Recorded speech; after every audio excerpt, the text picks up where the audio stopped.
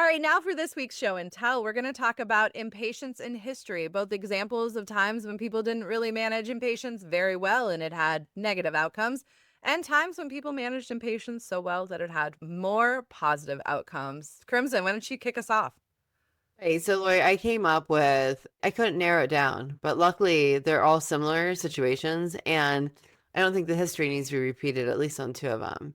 So the Challenger was the first thing that came to mind. The Challenger disaster, right? This was in the 1980s, launched a rocket into space with human beings on it, knowing that it was too cold and that there were these O-ring issues, but there was so much schedule pressure, I want to say, to get it launched on that date. And there was a lack of patience. And so they just launched it. 73 seconds later, it completely altered the lives of many and our history and our space voyaging. And so that then led me to think about the Titanic is equally an example of impatience because they literally rammed headfirst into an iceberg because that seemed better than taking the long route.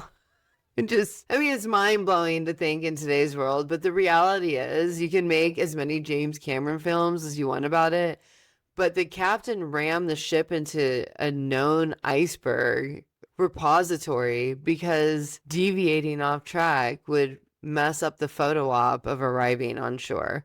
So the Challenger and Titanic kind of get grouped together for me. But then the Fyre Festival. Do you remember that? Where do you What? even start? Okay, so it was like Go watch the 2018. documentary Yeah, it was like on Netflix. It's 2018. unlike anything you've ever seen. I guarantee that. Basically, a bunch of rich dudes were like, we could have the best festival known to man, and it's going to be like high end millionaire, billionaire status, luxury villas, and gourmet meals, and the best bands. And you're going to be on this island, and you're just going to have this amazing, not wellness retreat, but musical festival retreat. Five And star. five-star resort living while getting the honestly, it sounds great to me as someone that loves music and music festivals that retired from them at probably the age of 30 because I decided ill. It was like for me, it was like a yuppie festival where we could go act like we were still young and cool enough to do festivals and then go to our luxury villas and drink luxury cocktails and eat wonderful food. So, great idea. They put the idea out into the world and started selling tickets for millions of dollars and didn't start planning. And as a result, well, I mean, the luxury villas ended up being FEMA tents. I Yep. mean, it got that bad. They ran out of food. They didn't have accommodations. There were heat strokes. People were sick. There was no way to get rid of waste. Those gourmet meals became peanut butter and jelly. I mean, I don't even think it was peanut butter jelly. I think they got like a slice of bread, a banana, and maybe a piece of American cheese. yeah. Not gourmet. Yeah, so I wanted to bring this back to, more of a business level horrible decision making, which is Fyre Festival of putting the cart before the horse. If they would just been a little bit more patient and just plan that, it would have been So, have you amazing. watched the Netflix documentary? I don't think so. You need to go watch it because unfortunately, it was a little less we didn't plan and a little more this was a major fraud. So, Oh, okay. That's good to know. I know you started it with being like some really rich people wanted to do this. Some people who wanted to be really rich and suggested that they were very rich and very well capitalized took a whole bunch of other people who did have money and a whole bunch of other people who just bought into the vision. Because, like you said, it was a cool idea, it was a cool vision. But girl, Totally. you got to go watch that documentary. It is I will. it is one of the wildest ones you'll ever see. It is crazy. People are crazy. So yeah, Great. those were my impatient moments in history. But my favorite one is the Fyre Festival because what idiots. You gotta go watch the documentary, and then you gotta come back to the pod and talk to us about it because I think your feelings are going to multiply. Oh, I'm sure. I'm going to talk about somebody who coped with impatience well, and that is Mr. Nelson Mandela.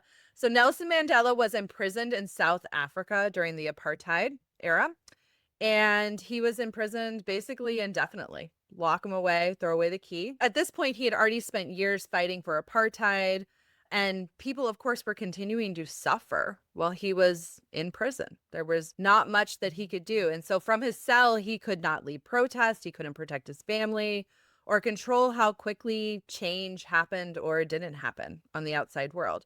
So his days become years, years become decades. I can't imagine how impatient anyone sitting in prison must feel. Incredibly impatient, but especially if you're someone who's out there trying to advocate for change and to build something great in your country, and to just be locked away without any certainty or clarity. I can't even imagine how despondent that would make somebody just naturally feel. Mandela later described how prison forced him to confront not only his circumstances, but also himself. He could not make the guards move faster. He couldn't make the government become fair or force history to follow his preferred timeline. So he focused on what was still in his control. He redirected that impatience into something else. For him, this was exercising each morning, studying, learning Afrikaans, which was the language of the oppressors who were enforcing apartheid, because he believed that understanding them would eventually help him negotiate with them to build relationship and rapport and make things better ultimately.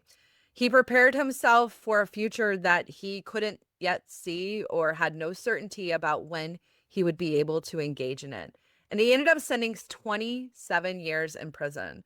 But his patience during that time and his coping with the natural impatience that would come from that, it wasn't passive. He utilized that to build something so much more. He quietly became the person who could help lead South Africa through an enormous transition without turning the country towards revenge.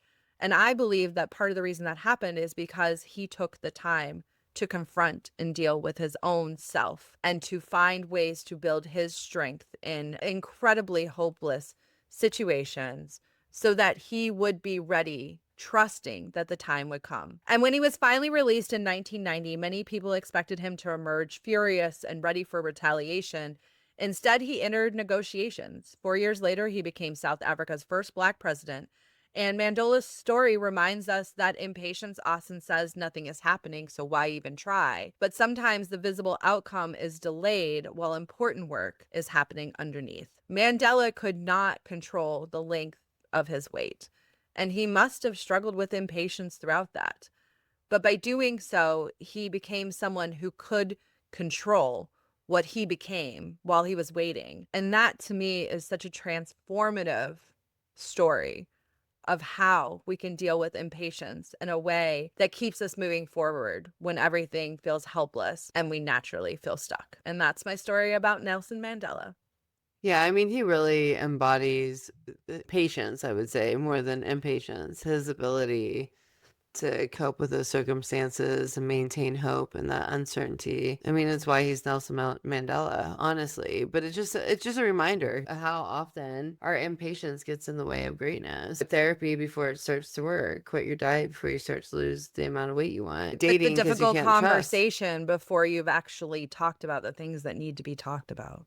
Right. Yeah. And I think Nelson Mandela it goes well with the bamboo example that we discussed. He spent that time not focusing on the impatience, but letting the natural process that he was up against go, but growing while it was happening. And I think that's While the it was most important part of the story is that he didn't let it stagnate his growth.